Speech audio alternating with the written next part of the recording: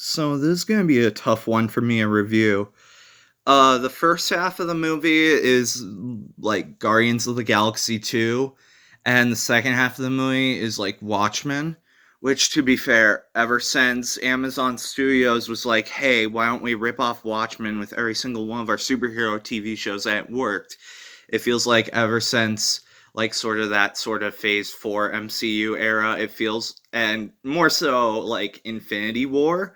Ever since Infinity War, it's been okay to rip off Watchmen because the ending of Infinity War is literally just the ending of Watchmen. So I feel like this movie is a barrage of references and not so much a story, because it feels like all of its parts are just other superhero movies just stitched together like a Frankenstein's monster. It also obviously has a lot of references to Sam Raimi's Evil Dead movies, which is great because those movies are great and we all love them, and we all love Sam Raimi, myself included, obviously. And it is like a good movie, but it's just short of being a great one. And it starts out like a great movie too, when it's in its Guardians of the Galaxy 2 mode. But then once it turns into Watchmen, it gets boring again, like every Watchmen clone eventually does. Amazon. Uh yeah, I'm intrigued that people find the Watchmen part of the movie the better part of the movie, because I actually found the Guardians of the Galaxy part the better part of the movie, because that was where like it was more character driven and was more emotional, and that's the stuff I kind of dig more, and I wish they got into it more. But people dug the whole uh splattery like cameo infested second half, which kind of felt like it was just devolving into boringness for me. I love the gore, I'll say that. I love the visuals, and I liked how weird it was. There were a lot of things I liked about the movie. It's just that after so much of it, and after it does the same thing for so long, it starts to get stale after a while, after it stops introducing anything new. It front loads the movie with all the most interesting things, which is the dimension hopping, showing all the different realities, everything everywhere all at once style, which it's gonna inevitably be compared to, which is the superior movie that came out first. So there's obviously gonna be a disappointment when compared to that. The paint dimension was really cool. Spoilers, I guess. I don't know. I do agree with Ben in that I feel like this is a stronger film than No Way Home, but No Way Home has stronger elements just because it has such a large cast of talented actors. Like Willem Dafoe is definitely the best part of either of these two movies. But then again, I'm not a big Spider-Man fan, so you know. And I did really like the first Doctor Strange movie. I thought the first Doctor Strange movie was great. That movie had strong visuals as well. Uh, and I do like the character of Doctor Strange a lot. I thought we could have gotten more like variety across the Doctor Stranges because it was hard to tell them apart. Uh, I thought that the story was overall pretty weak, and the reason why the movie doesn't come together as well as it should. I thought the America character from like the PS4 Avengers game was eh.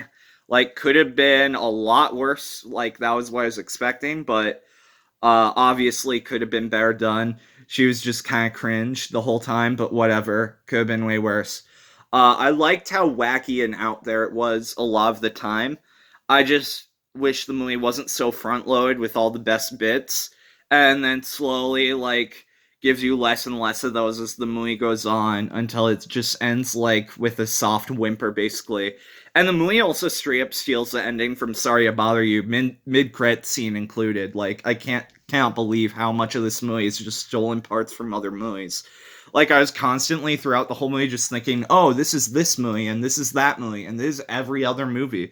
Like none of it is like even remotely original. It's all just like literally shot for shot, like stolen scenes. Like nothing feels like as creative as it should for it being a multiverse of madness or whatever.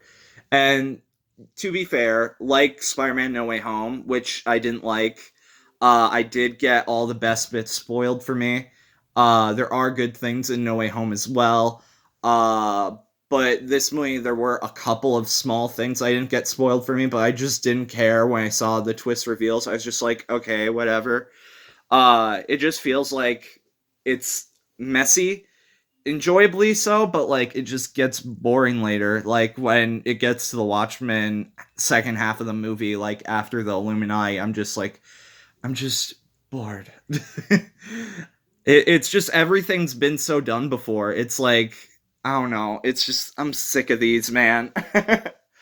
It was still better than I was worried it was gonna be.